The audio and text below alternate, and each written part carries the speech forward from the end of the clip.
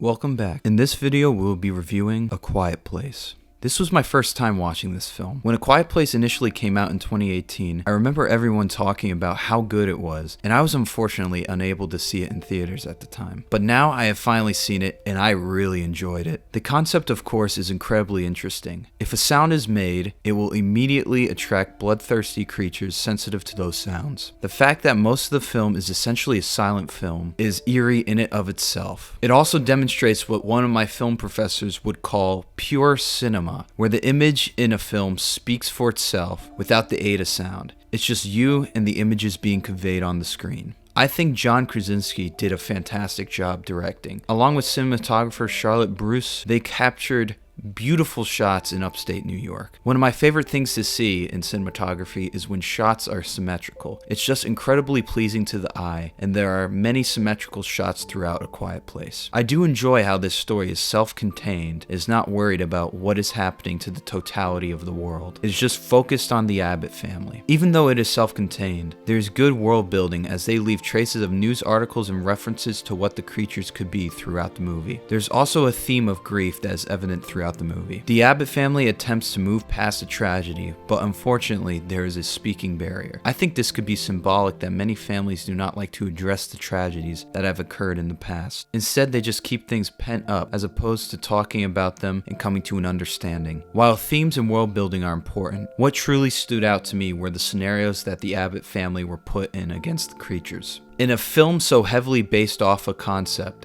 it needs to deliver on unique, suspenseful scenarios that keep the audience at the edge of their seats. And it does exactly that. There is one scene in particular that stands out to me the most that involves actress Emily Blunt in a bathroom. The scene is truly riveting. However, while it is extremely riveting to see these characters pitted against these auditory-sensitive monsters, I feel they made a mistake in putting the best sequence, the bathroom scene, near the middle of the film. Once that scene ended, it was impossible to top it. Any sequence that came after it just paled in comparison. However, with John Krasinski's direction and eerie atmosphere, great concept, and absolutely thrilling sequences, I highly recommend A Quiet Place. Thank you for watching, and if you enjoy the review, please like and subscribe.